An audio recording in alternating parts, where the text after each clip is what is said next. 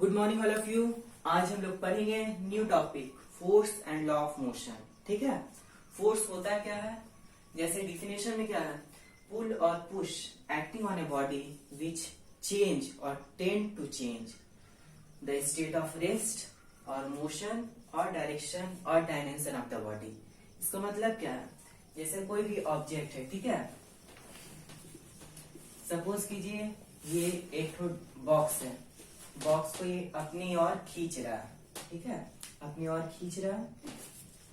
तो क्या हुआ, ये बॉक्स पहले मान लीजिए पोजीशन ए में था, ठीक है, ये पोजीशन बी में आ सकता है, ठीक है। तो क्या हुआ, हम क्या किए, इसमें फोर्स लगाए, बॉक्स को अपनी ओर खींचे, that means we pull an object and that makes the change in the direction of that of particular object. मतलब इससे क्या हुआ, ये बॉडी ए पोजीशन में था और ये अब क्या हो गया, बी पोजीशन में आ गया। तो इससे क्या हुआ, स्टेट ऑफ रेस्ट मान लीजिए अगर पहले रेस्ट में होगा तो अब किस में आ गया, ये इसमें आ गया, मोशन में कुछ टाइम के लिए रहा, फिर वापस जब बी पोजीशन में आ गया फिर ये रेस्ट में आ गया। तो इससे क्या क्या चेंज हुआ, स्टेट ऑफ रेस्ट और मोशन, ठीक है। और इससे क्या हुआ, डायरेक्शन और डायमेंशन ऑफ द बॉडी। हाँ, फोर्स अगर हम लगाएंगे तो हो सकता है डायरेक्शन और डायमेंशन में भी चेंज होगा। अगर मान लीजिए एक क्रिकेटर है, ठीक है, ये बल्ला पकड़ा है, ठीक है, और जब इसके पास बॉल आया तो ये बॉल हिट किया, तो फिर इससे क्या हुआ, इसका बॉल को हिट किया तब बॉल का डायरेक्शन चेंज हुआ, बॉल इस डायरेक्शन में आ रहा था टुवर्ड लेफ्ट, सपोज कीजिए टुवर्ड लेफ्ट, और ये टुवर्ड किधर चला गया, टुवर्ड राइट चला गया। तो इससे क्या होता है, that means force can change the direction और डायरेक्शन ऑफ द बॉडी और dimension of the body. Dimension भी चेंज होता है। मान लीजिए ऑब्जेक्ट था, ठीक है, सपोज कीजिए ये रबर बॉल है, ठीक है, बहुत रबर बॉल हटाइए, इसको मेटालिक बॉल समझिए, सपोज कीजिए मेटालिक बॉल है, ठीक है, इसको हम बहुत जोर से हिट किए, तो हो सकता है जो भी इसका एरिया होगा, ठीक है, एरिया को हम लोग क्या बोलते हैं, डायमेंशन ही बोलते हैं, ठीक है। तो एरिया होगा, मान लीजिए जितना इसका एरिया होगा, हिट करने के बाद सपोज कीजिए ये थोड़ा चपटा हो गया, तो इससे क्या हुआ, इसका डायमेंशन भी चेंज हुआ। डायमेंशन मतलब लेंथ ब्रेथ जनरली हम लोग लेते हैं, यहाँ पे हम लोग क्या लेंगे, इसका एरिया मतलब बॉल का कितना एरिया। तो इससे क्या हुआ, इसका डायमेंशन भी चेंज हुआ। तो force can change the dimension of the body. तो इससे क्या क्या होता है, ठीक है। अगर सिंपल डेफिनेशन में जाएंगे हम लोग तो क्या देखेंगे, जनरली इट इज पुल और पुश, मतलब हम या कोई भी ऑब्जेक्ट को हम अपने और खींचे या फिर धक्का दें, जिससे अगर उस बॉडी रेस्ट में है तो हो सकता है वो मोशन में आ जाएगा, या फिर मोशन में है तो हो सकता है वो ऑब्जेक्ट रुक जाए, ठीक है। तो फोर्स क्या होता है, समझ में आ गया। और हाँ, जनरली हम लोग फोर्स तो ऐसे बहुत टाइप का होता है, जैसे बैलेंस्ड फोर्स हो गया, अनबैलेंस्ड फोर्स हो गया, रिजल्टेंट फोर्स हो गया, लेकिन फिर भी हम लोग फोर्स को कैटेगराइज करते हैं दो पार्ट में, दैट इज कॉन्टैक्ट फोर्स और non contact force. Contact force क्या होता है, इसके बारे में हम लोग जानेंगे पहले। कॉन्टैक्ट फोर्स ऐसा फोर्स जिसको हम लोग बिना छुए नहीं लगा सकते, मतलब इसको ये फोर्स लगाने के लिए हमको छूना ही पड़ेगा।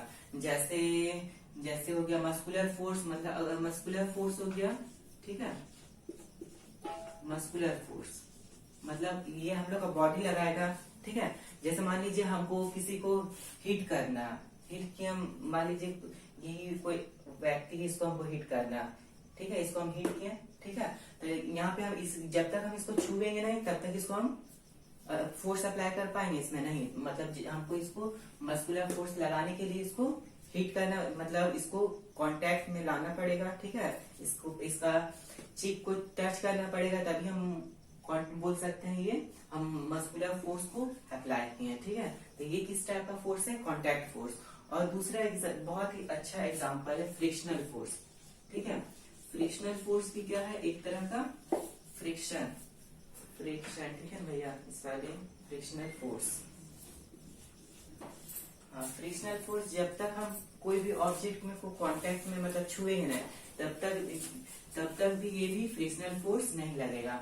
जैसे अगर हम लोग जैसे चलते हैं जमीन में, ठीक है, चलते हैं तो जमीन का जो सरफेस रहता तो वो हम लोग का पैर से कांटेक्ट में रहता। सपोज कीजिए ये सरफेस है जमीन का और ये कोई मतलब कोई भी पर्सन है ये चल रहा, तो इसका ये क्या कर रहा, एक कदम चला तो इसका पैर में जो अपोजिंग फोर्स है जो इसको रोकना चाह रहा, लेकिन ये आदमी क्या है, चलना चाह रहा, तो ये जो अपोजिंग फोर्स है जो ये इसका पैर का सरफेस पे लग रहा है जो इसको रोकना चाह रहा है, वो फोर्स को क्या बोलेंगे हम लोग, फ्रिक्शनल फोर्स। ये हमेशा अपोजिट डायरेक्शन में लगता है और हमेशा तभी लगेगा जब एक ऑब्जेक्ट दूसरा ऑब्जेक्ट पे कांटेक्ट में रहेगा। ठीक है, ये सरफेस है, ये सरफेस पे ये आदमी चलना चाह रहा है, ठीक है, और ये इस पे कांटेक्ट में है, ठीक है, कांटेक्ट पे है और ये आगे बढ़ा, लेकिन ये और व्यक्ति, ये पर्सन है, इसको रोकने का जो काम कर रहा है, ये सरफेस पे जो भी कांटेक्ट फोर्स मतलब जो भी फोर्स काम कर रहा है ताकि ये ऑब्जेक्ट को आगे नहीं बढ़ने दे, तो वो कौन सा फोर्स है, frictional force, the force that opposes the motion of that particular object, that is known as frictional force. ठीक है, तो नेक्स्ट देखते हैं non contact force. Non contact force क्या होता है, जैसे नाम से पता चल रहा है, नॉन कॉन्टैक्ट मतलब यहाँ पे एक ऑब्जेक्ट दूसरा ऑब्जेक्ट की कांटेक्ट में नहीं रहेगा, मतलब ये ऑब्जेक्ट जो है, ठीक है, object 1 is not contact with object 2, मतलब ये ऑब्जेक्ट से ये ऑब्जेक्ट का कोई कांटेक्ट नहीं रहेगा, फिर भी आपस में अगर इसमें फोर्स लग रहा है then that type of force we call non contact force। ऐसे एग्जांपल हो सकता है, जरूर हो सकता है, जैसे ग्रेविटेशनल फोर्स। ठीक है, ग्रेविटेशनल फोर्स क्या है, इसमें क्या होता है, जैसे मान लीजिए ये अर्थ है, ठीक है, अर्थ तो हम लोग जानते हैं, ये अर्थ के ऊपर हम लोग खड़े हैं, अर्थ के ऊपर हम लोग अर्थ के ऊपर ही खड़े हैं, ठीक है, तो अर्थ के ऊपर खड़े हैं, तो हमको ये इसलिए हम लोग खड़े रह पा रहे हैं क्योंकि हमको मतलब ये सेंटर से जो हम लोग को फोर्स लग रहा है, मतलब कौन सा फोर्स लग रहा है, ये ग्रेविटेशनल फोर्स लग रहा है, जिसके वजह से हम लोग सरफेस पे खड़े हैं। अगर ग्रेविटेशनल फोर्स नहीं लगता तो हम लोग सरफेस पे खड़े नहीं रहते, हो सकता है हवा में उड़ रहते हैं। तो ये किस टाइप का फोर्स है, नॉन कॉन्टेक्ट का फोर्स। ये जो है अर्थ लगा रहा है, ठीक है, अर्थ और ऑब्जेक्ट के बीच में लग रहा है, लेकिन दोनों कांटेक्ट में नहीं है, तो इस टाइप का फोर्स को हम लोग क्या बोलेंगे, नॉन कांटेक्ट फोर्स। और भी हो सकता है मैग्नेटिक फोर्स, देख लीजिए, जैसे कोई एक मैग्नेट है, ठीक है, और एक मैग्नेट है, सपोज कीजिए नॉर्थ पोल है, ये साउथ पोल है, तो ये क्या होगा, दोनों चिपकना चाहेगा, ठीक है, चिपकना चाहेगा, तो जो फोर्स लगा चिपकने से पहले, तो ये कौन सा फोर्स है, नॉन कांटेक्ट फोर्स। और हो सकता है ये मान लीजिए रिपेल करेगा, नॉर्थ पोल है, तो क्या होगा, दोनों रिपेल कर रहा, तो यहाँ भी फोर्स लग रहा था, इस टाइप का फोर्स को हम लोग क्या बोलेंगे, नॉन कांटेक्ट फोर्स। ऐसा फोर्स जो दो ऑब्जेक्ट के बीच लगता है लेकिन वो कांटेक्ट में नहीं रहता, उस टाइप का फोर्स को हम लोग नॉन कांटेक्ट फोर्स बोलते हैं। और अभी हम लोग को आगे भी बहुत सारे टर्म समझते हैं, जैसे बैलेंस्ड फोर्स क्या होता है, रिजल्टेंट फोर्स क्या होता है, नेट फोर्स क्या होता है, वो टर्म को भी देखते हैं। ठीक है, तो चलिए हम लोग कुछ टर्म को सीखते हैं। जैसे आप लोग किताब में देखते होंगे कि बैलेंस्ड फोर्स क्या होता है, बैलेंस्ड फोर्स ये भी देखते होंगे, पढ़ते होंगे क्या होता है, बैलेंस्ड फोर्स क्या होता है। ठीक है, सपोज कीजिए ये ऑब्जेक्ट है, ठीक है, कोई भी ऑब्जेक्ट को रख लीजिए, ये कोई ऑब्जेक्ट है, सपोज कीजिए बुक ही है, ठीक है, ये बुक में हम धक्का लगा रहे हैं, इधर से 4 न्यूटन का फोर्स लगा रहे हैं इधर से, ठीक है, और इधर से भी धक्का दे रहे हैं, उतना ही धक्का दे रहे हैं 4 न्यूटन का फोर्स। तो क्या होता है, ये बुक हिलेगा, ना ही ये बुक हिलेगा ना ही डुलेगा, और इधर से तो भी 4 ही न्यूटन का फोर्स लगाते हैं, 4 न्यूटन का, और इस डायरेक्शन नीचे से भी ऊपर से भी 4 न्यूटन, मतलब चारों तरफ से हम लोग 4 ही न्यूटन का फोर्स लगा रहे थे। तो ये बुक जो जहाँ है वहीं पे रहेगा, ठीक है, या कोई ऑब्जेक्ट है, या ये बुक को ही छोड़ लीजिए, मान लीजिए कोई आदमी है, ठीक है, कोई व्यक्ति है, इसको हम इधर से 2 न्यूटन का फोर्स से टानते हैं और इधर भी 2 न्यूटन का ही फोर्स से टानते हैं, तो ये क्या होगा, आदमी एक ही पोजीशन में रहेगा। तो इस टाइप का फोर्स को हम लोग क्या बोलेंगे, बैलेंस्ड फोर्स। ठीक है, अब नेक्स्ट टर्म आता है अनबैलेंस्ड फोर्स। जस्ट इसका अपोजिट, मान लीजिए हम इधर 4 न्यूटन की जगह 2 न्यूटन लगा दिए, तो बुक किस डायरेक्शन में भाग जाएगा। ठीक है, ये इस 4 न्यूटन इस डायरेक्शन में तो बैलेंस है, इधर भी बैलेंस है, लेकिन ये 2 न्यूटन इधर कम लग रहा था, बुक इधर थोड़ा सा इधर भाग जाएगा, बुक का पोजीशन थोड़ा इस डायरेक्शन में आ जाएगा। तो ये किस टाइप का फोर्स है, ये अनबैलेंस्ड फोर्स हो गया, just opposite of balance force, unbalanced force. इसमें क्या होता है, नेट फोर्स जीरो नहीं होता, लेकिन बैलेंस फोर्स में नेट क्या होता है, नेट फोर्स जीरो, मतलब total acting force is zero.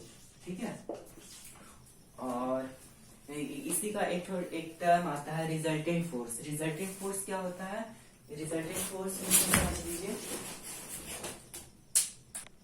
एक नया टर्म भी आप लोग सुनते होंगे, बुक में लिखा हुआ रहता होगा रिजल्टेंट फोर्स।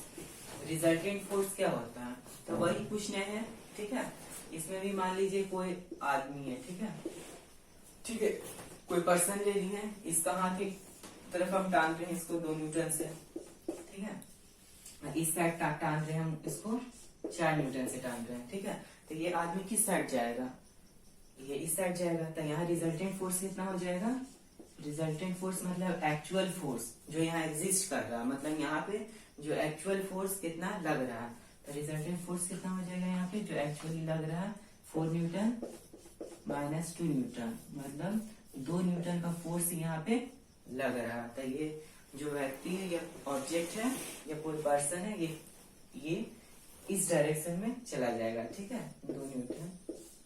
ठीक है, तो ये अब हमको नहीं लगता है आप लोग को balance force, resultant force, net force, ये वर्ड में कंफ्यूजन होगा। ठीक है,